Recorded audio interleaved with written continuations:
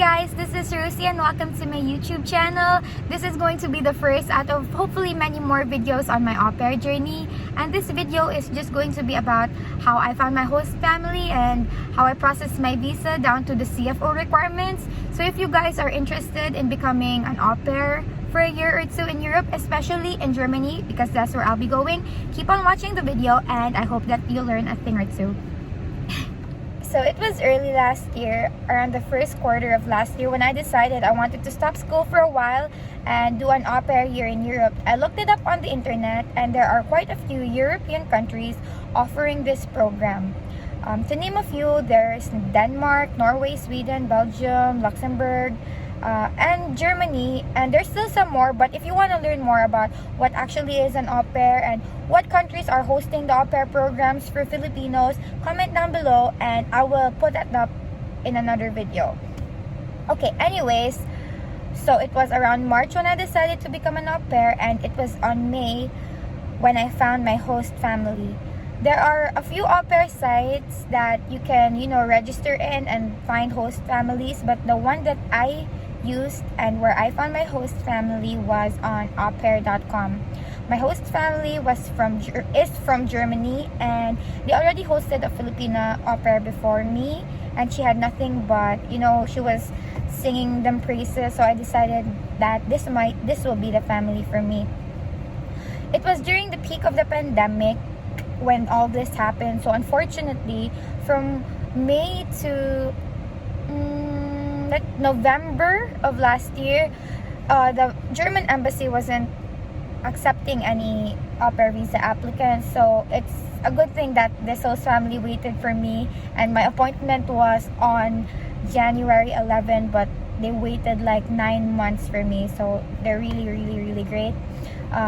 In between that time, from May to November, I studied Deutsch, because unlike other European countries offering this program, Germany has another requirement for aspiring au pairs.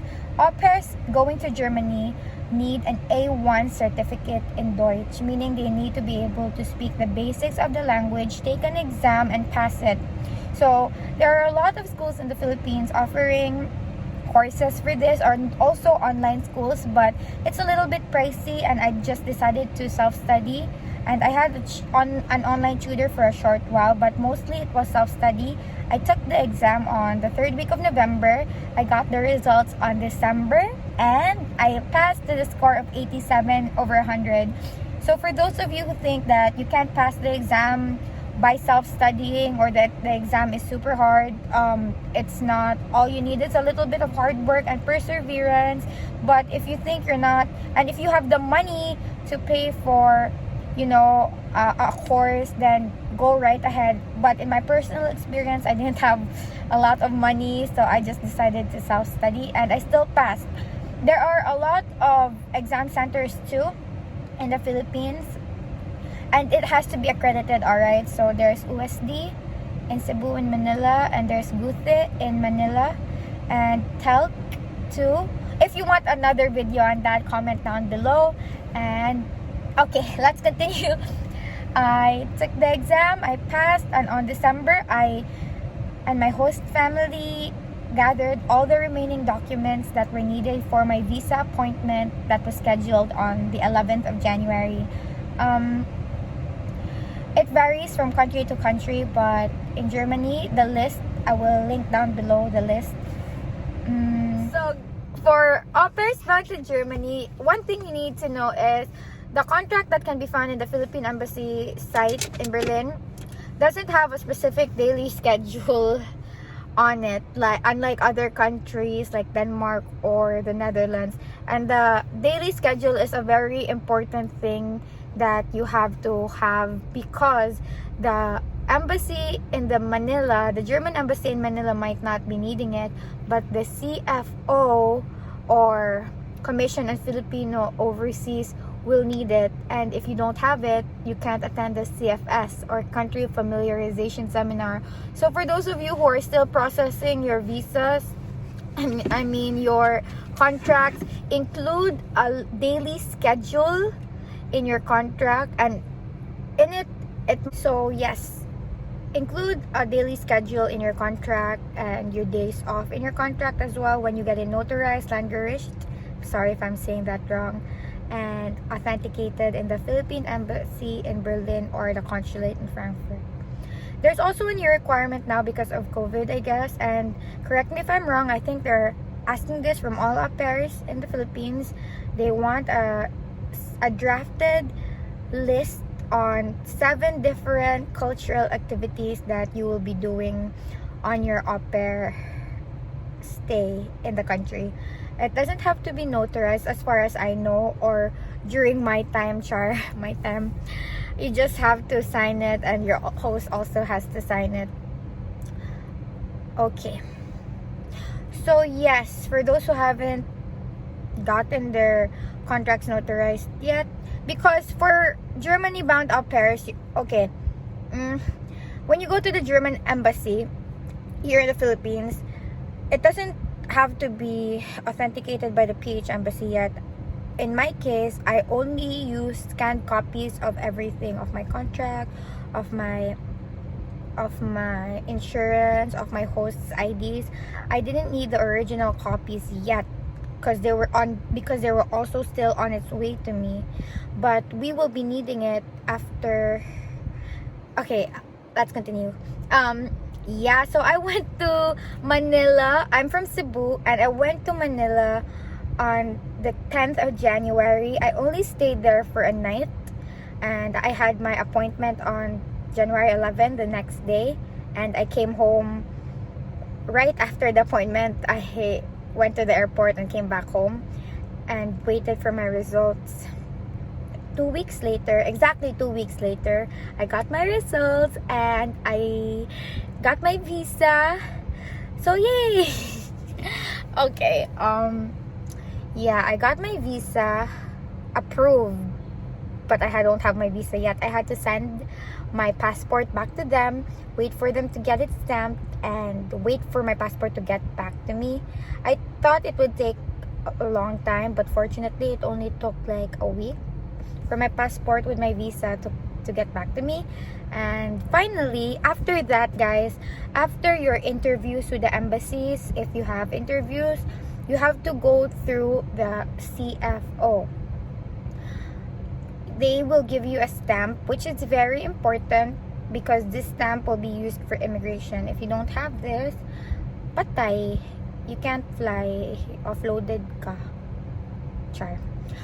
So yeah, the CFO has a list of requirements that can also be found in their sites, and there are a few new requirements now, like, you know, the cultural activities. But if you're able to submit all the necessary requirements, you will be given a schedule for a seminar, your CFS, Country Familiarization Seminar. And after that, because of COVID now, and because it used to be held in Manila, the seminar, a face-to-face seminar, now it's only held online, which is a good thing for people, especially the ones who don't live in Manila. They don't have to fly back to Manila and take the seminar, which only lasts 4 hours. Everything is done online. So they will give you a schedule after you pass all your documents, and then you attend the seminar.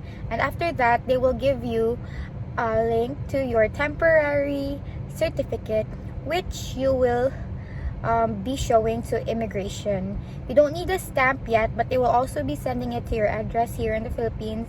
But since they also are aware of the delays caused by COVID, they made the temporary certificate for us, especially for the ones who are, you know, who want to fly right away. So yeah, I had my seminar on, I think, March 22, and I got my temporary certificate on the next day, March 23. And yeah, I talked to my host family, and they were nice enough to sponsor my ticket to Germany. And I will be going to Germany in 2 days. So my flight is on March 4, and I'll be flying with Qatar Airways, and I'll get to Frankfurt on March 5. And that's when I will be uploading this video. For a short recap, guys, I took my A1 exam on the 3rd week of November, and I got my results on the end of December, and it took a while for me to get my results because OSD takes 5 weeks sometimes for the results to arrive. I know in Guthe it only takes 10 working days. So if you're in a rush, take an exam at Guthe. And I booked my appointment at the embassy on the end of December, and I got my appointment on January 11th. I went to Manila and did my appointment, and after 2 weeks, so on the 25th of January, I got approved. I got my passport with my visa back on February the 5th, and I had my CFS seminar on February 22.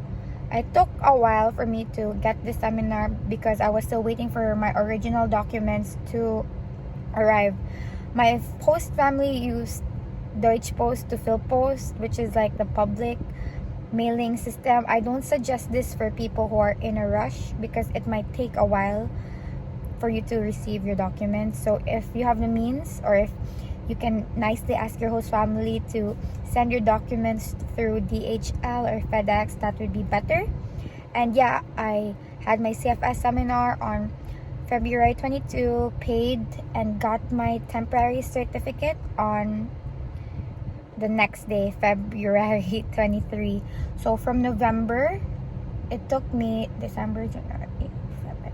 It took me 3 months to process everything down to the CFS seminar. And for those of you who are wondering how long does it take to get ready for an A1 exam, I would say if you studied diligently, you can pass the A1 exam with self-study after maybe a whole month of studying. But if you want to know more about that, comment down below.